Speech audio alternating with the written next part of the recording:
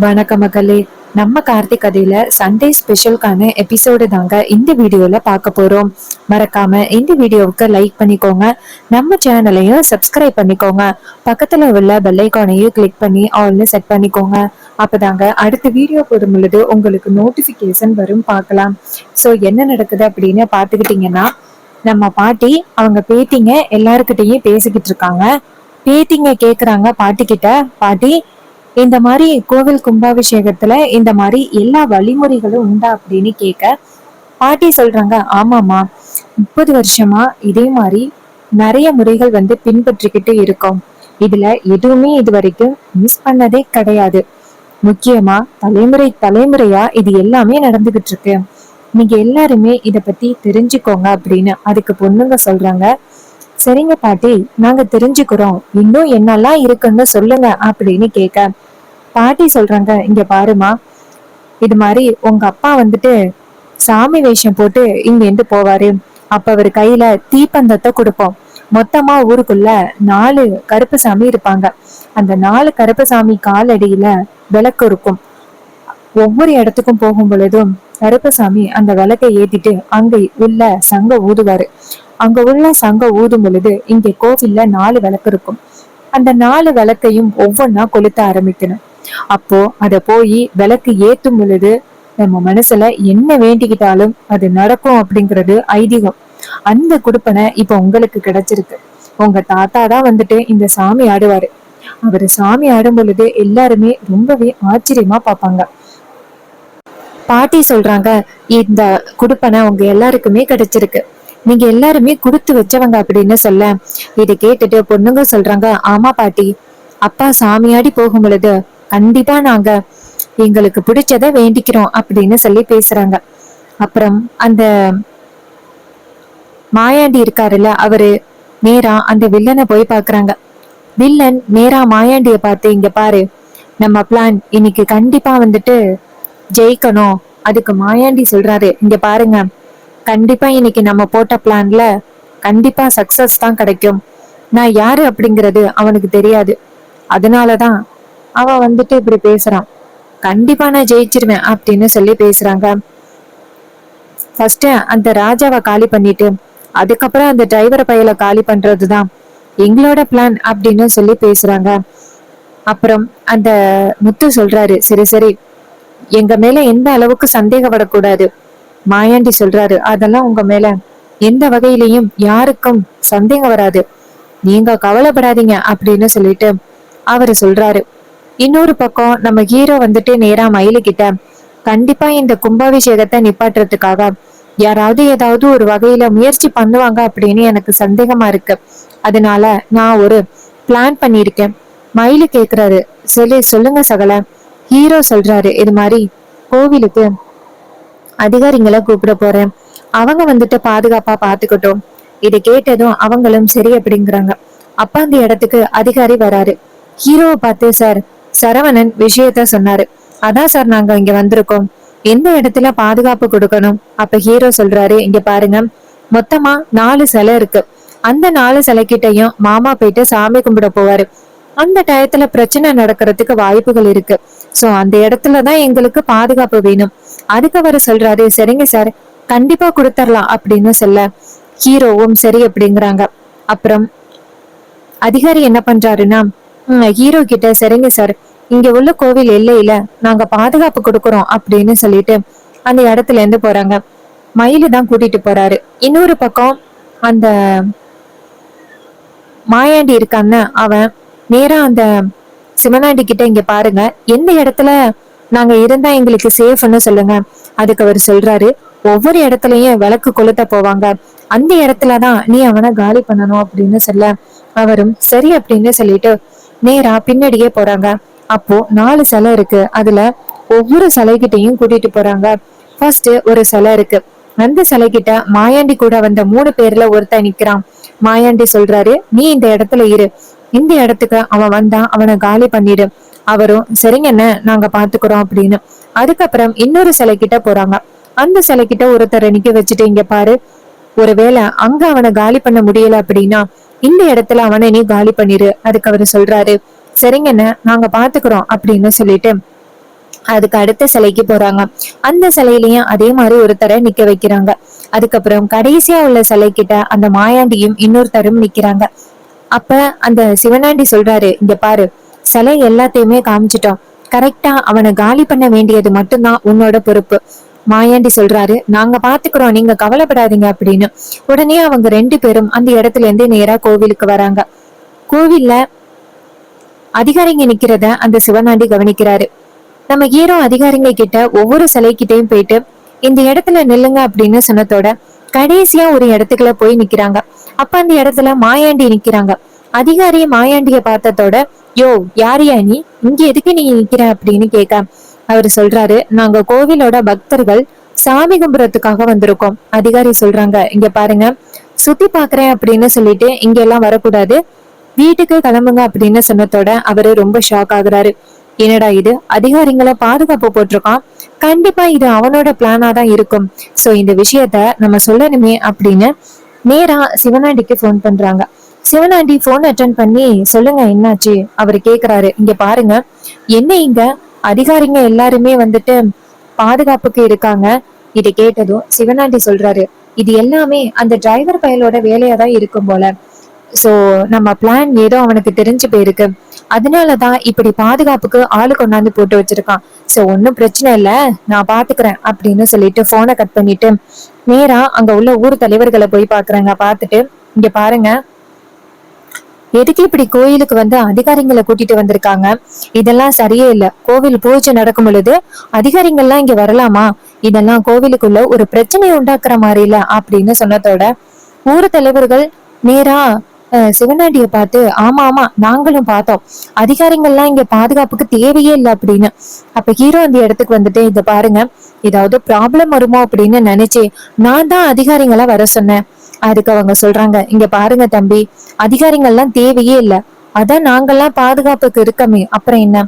இதை கேட்டதும் ஹீரோவும், சரி நான் இப்பயே போன் பண்ணி அதிகாரிகளை போ சொல்லிடுறேன் அப்படின்னு சொன்னதோட அவரும் சரி அப்படின்னு சொல்றாரு. அப்போ ஹீரோ நேரா ஊர் தலைவர்கள் கிட்ட, சரி நான் இப்பவே அதிகாரிங்களுக்கு ஃபோன் பண்ணி போக சொல்லிடுறேன் அப்படின்னு சொன்னதோட ஊர் தலைவர் சொல்றாரு, சீக்கிரம் சொல்லுங்க தம்பி, இதனால எவ்வளவு பெரிய பிரச்சனையை நாங்கெல்லாம் சந்திக்க வேண்டி இருக்கோம் அப்படின்னு சொன்னதோட ஹீரோவும் சரி அப்படின்னு சொல்லிட்டு என்ன பண்றாருன்னா நேரா அதிகாரிங்களுக்கு ஃபோன் பண்றாங்க. அதிகாரிங்க ஃபோன் அட்டன் பண்ணதோட ஹீரோ சொல்றாரு, இது மாதிரி பாதுகாப்பு கொடுக்கறதுக்காக வந்திருக்கீங்கல்ல, பாதுகாப்பு வேண்டாம் நீங்க போங்க அப்படின்னு சொன்னதோட அதிகாரிகளும் சரிங்க சார் அப்படின்னு சொல்லிட்டு போனை கட் பண்ணிட்டு அந்த சிலைக்கிட்ட இருந்து போயிடுறாங்க. இதை வந்து மாயாண்டி கவனிக்கிறாரு. இன்னொரு பக்கம் சிவனாண்டி நேரா முத்துக்கிட்ட, எல்லாரும் போயிட்டாங்க, இதுக்கப்புறம் நம்ம பிளான் பக்காவா நடக்கும் அப்படின்னு. இன்னொரு பக்கம் எல்லாருமே கோவில்ல ஒரு இடத்துல ஒண்ணு சேர்றாங்க. அப்போ நம்ம ராஜா நேரா சாமி கும்பிடுறாங்க. இது மாதிரி, நான் சாமி வேஷம் கட்டி ஆட போறேன், நீ தான் எனக்கு துணையா இருக்கணும் அப்படின்ட்டு அவரு சாமி கும்பிடுறாரு. சாமி கும்பிட்டு முடிச்சதோட அவரு சாமி வேஷம் போட்டுக்கிட்டு வராரு. இன்னொரு பக்கம் ரேவதி சொல்றாங்க, அப்பாவை நம்ம சாமி வேஷம் போட்டு பார்க்க போறோம் அப்படின்னு சொல்லிட்டு எல்லாருமே காத்துக்கிட்டு இருக்காங்க. அதே நேரத்துல நம்ம ஹீரோ வந்துட்டு நின்றுகிட்டு இருக்காரு. இன்னொரு பக்கம் கோவில் அவர் வந்துட்டு சாமி வேஷம் போட்டுக்கிட்டு வராரு. எல்லாருமே அவரை பார்த்து கையெடுத்து கும்பிடுறாங்க. கையெடுத்து கும்பிட்டதோட அஹ் அதுக்கப்புறம் அங்க இருக்கிற விளக்கு எரிய ஆரம்பிக்குது. எல்லாரும் சொல்றாங்க, இங்க பாருங்க, சாமி வந்து வெளியில கிளம்ப போறாங்க. அதுக்கப்புறம் யாருமே வீட்டை விட்டு வெளியில வரக்கூடாது அப்படின்னு உங்க எல்லாருக்குமே தெரியும். ஸோ நடக்கிறது படி நடந்துக்கோங்க அப்படின்னு சொல்ல அவங்களும் சரி அப்படின்னு சொல்லிட்டு எல்லாருமே அந்த இடத்துல இருந்து போறாங்க. அப்புறம் சாமி வந்துட்டு அவருக்கு தீபாராதனை காட்டினதோட சாமி வருது. கையில தீப்பந்தத்தோட அந்த இடத்துல இருந்து கிளம்புறாரு. அப்ப பாட்டி நேரா அவங்க பொண்ணுங்க கிட்ட, இங்க பாருங்க, இங்க ஒரு விளக்கு இருக்குல்ல, இது இப்ப நம்ம ஏத்த போறோம். இது ஏத்துனதோட உங்க அப்பா போயிட்டு திரும்பி வர வரைக்கும் இது பத்திரமா எரியணும். அப்படி ஏதாவது ஆபத்து வந்துச்சு அப்படின்னா உங்க அப்பாவுக்கு ஏதோ ஆபத்து அப்படின்னு அர்த்தம். சரி பார்த்து பத்திரமா வச்சுக்கோங்க. இது கேட்டதும் பொண்ணுங்களும் சரிங்க பாட்டி அப்படின்னு சொல்லிட்டு அந்த விளக்கையே பார்த்துக்கிட்டு இருக்காங்க. அதெல்லாம் பார்த்து முடிச்சதோட பாட்டி நேரா அந்த பொண்ணுங்க கிட்ட, இங்க பாருங்க, உங்க அப்பா போயிட்டு வர வரைக்கும் பத்திரமா பார்த்துக்கிடுங்க அப்படின்னு சொல்ல பொண்ணுங்களும் சரி அப்படின்னு சொல்லிட்டு நின்றுட்டு இருக்காங்க. இன்னொரு பக்கம் அவர் அந்த இடத்துல இருந்து நடந்து போக ஆரம்பிக்கிறாரு. அப்ப அவர் நடந்து போகும் பொழுது ஒரு ரவுடி வந்து நம்ம ராஜாவை அடிக்க வராங்க. அப்ப நம்ம ஹீரோ வந்துட்டு இந்த பக்கம் விளக்கு அணைய போறத பார்த்துட்டு அதிர்ச்சி ஆகுறாரு. கண்டிப்பா மாமாவுக்கு ஏதாவது பிரச்சனையா இருக்குமோ அப்படின்னு. பாட்டி நேரா பொண்ணுங்கள பார்த்து, "இங்க பாருங்கம்மா, விளக்கு அணைய போகுது. அத பார்த்துக்கிடுங்க" அப்படின்னு சொல்ல, நானும் பொண்ணுங்களும் போயிட்டு பார்த்துக்கிறாங்க அந்த விளக்க. அதுக்கப்புறம் பாட்டி சொல்றாங்க, "இங்க பாருங்கம்மா, எந்த வகையிலயும் நீங்க இந்த விளக்கு மட்டும் எக்காரணம் முன்னிட்டும் அணையவே கூடாது, சரியா?" அப்படின்னு சொல்ல, பொண்ணுங்களும் சரிங்க பாட்டி, நாங்க பத்திரமா பாத்துக்கிறோம் பாட்டி அப்படின்னு சொன்னதும் பாட்டியும் சரி அப்படின்னு சொல்றாங்க. அப்புறம் அந்த கருப்பசாமி இருக்காருல்ல, அவரு ஒவ்வொரு இடத்துலயும் விளக்கு கொளுத்தும் பொழுது அந்த ரவுடிங்க அடிக்க வராங்க. அப்ப நம்ம ஹீரோ வந்து இடையில போயிட்டு மத்த ரவுடிகளை அடிச்சு காலி பண்ணி அவங்க மாமாவை காப்பாத்துறாங்க. அதுக்கப்புறம் அவரு நல்லபடியா விளக்கு கொளுத்திட்டு அந்த இடத்துல இருந்து வராரு. அப்போ அந்த மாயாண்டி ஹீரோ கிட்ட செமையா அடி வாங்கிட்டு நேரா காளியம்மாள போய் பாக்குறாங்க. காளியம்மாள் நேரா மாயாண்டிய பார்த்ததோட ரொம்ப அதிர்ச்சி ஆகுறாரு. அப்போ காளியம்மா கேக்குறாங்க, ஏயா உனக்கு என்ன ஆச்சு, ஏன் இப்படி இருக்க அப்படின்னு கேட்க, மாயாண்டி சொல்றாரு, மேடம் நீங்க சொன்ன மாதிரி அவன் சாதாரண ஆள் கிடையாது, பேயடி அடிக்கிறான், எங்களை அடிச்சு விரட்டிட்டான் மேடம், நான் தோத்து போயிட்டேன் அப்படின்னு. அப்ப காளியம்மா சொல்றாங்க, உன்கிட்ட எவ்வளவு பெரிய பொறுப்பு ஒப்படைச்சிருந்தேன், கடைசியில இப்படி சாதாரணமா சொல்ற அப்படின்னு சொல்லிட்டு பாட்டி ரொம்பவே கோவத்தோட பேசுறாங்க. அப்புறம் மாயாண்டி அந்த இடத்துல இருந்து போனதோட வில்லி நினைக்கிறாங்க, கண்டிப்பா இந்த கோவில் கும்பாபிஷேகம் நடக்கவே கூடாது, அதுக்கு நம்ம ஒரு பிளான் பண்ணணும் அப்படின்னு நேரா சிவனாண்டிக்கு போன் பண்றாங்க. சிவனாண்டி போன் அட்டன் பண்ணி, சொல்லுங்க சித்தி, என்னாச்சு, அந்த மாயாண்டி ஏதாவது செய்தி சொன்னானா? சித்தி சொல்றாங்க, மாயாண்டி சொதப்பிட்டான், சோ அடுத்து ஒரு பிளான் பண்ண போறேன். அதுக்கு சிவனாண்டி கேக்குறாரு, சொல்லுங்க சித்தி. அப்ப சித்தி ஒரு பிளான் சொல்றாங்க. இது கேட்டதும் சிவனாண்டியும் சரிங்க சித்தி நான் பாத்துக்கிறேன் அப்படின்னு சொல்லிட்டு போனை கட் பண்ணிட்டு நேரா ஒருத்தரை கூப்பிடுறாங்க. கூப்பிட்டு அவர்கிட்ட விஷயத்த சொல்றாங்க. அவரும் சரி அப்படின்னு சொல்லிட்டு அங்கேருந்து நேரா பரமேஸ்வரி கிட்ட ஓடி வராங்க. ஓடி வந்துட்டு, உங்க பேரனை யாரோ வந்துட்டு கத்தியால குத்திட்டாங்க, அங்க மயங்கி கிடக்குறாரு அப்படின்னு சொன்னதோட பரமேஸ்வரிக்கு பேரதிர்ச்சியா இருக்கு. அப்போ நம்ம ரேவதி இதை கேட்டுட்டு, பாட்டி கண்டிப்பா இது பொய்யா இருக்கிறதுக்கு வாய்ப்பு இருக்கு, நீங்க போகாதீங்க பாட்டி அப்படின்னு. அப்ப பாட்டி சொல்றாங்க, இல்லம்மா நான் போய் தான் ஆகணும் அப்படின்னு சொல்லிட்டு பாட்டி அந்த இடத்துல இருந்து போறாங்க. பாட்டி போனதை பார்த்துட்டு ரேவதிக்கு பயமா இருக்கு, கண்டிப்பா இது பொய்யா இருக்கும் அப்படின்னு. பாட்டி அந்த இடத்துக்கு போக காளியம்மாள் அந்த இடத்துக்கு வராங்க. பாட்டி காளியம்மாளை பார்த்ததோட, ஏய் நீ எங்கே என்ன பண்ற? அப்ப காளியம்மா சொல்றாங்க, இங்க பாரு உனக்காக தான் நான் காத்துக்கிட்டு இருக்கேன் அப்படின்னு. பாட்டி கேக்குறாங்க, எனக்காக காத்துக்கிட்டு இருக்கியா அப்படின்னு. காளியம்மா சொல்றாங்க, இது மாதிரி அன்னைக்கே உன் கதையை முடிக்க வேண்டியது, ஆனா இன்னைக்குதான் உன் கதை முடியணும் அப்படின்னு உன் தலையெழுத்து இருக்கு போல. இங்க பாரு, எங்களை ஊரை விட்டு ஒதுக்கி வச்சியல, அதுக்காக தான் உன்னை பழி வாங்குறதுக்காக வந்திருக்கோம். அதுக்கு பாட்டி சொல்றாங்க, எத்தனை ஜென்மம் ஆனாலும் நீ திருந்தவே மாட்டியல்ல, இங்க பாரு நீங்க பண்ண தப்புனாலதான் உங்களை ஊரை விட்டு ஒதுக்கி வச்சோம்.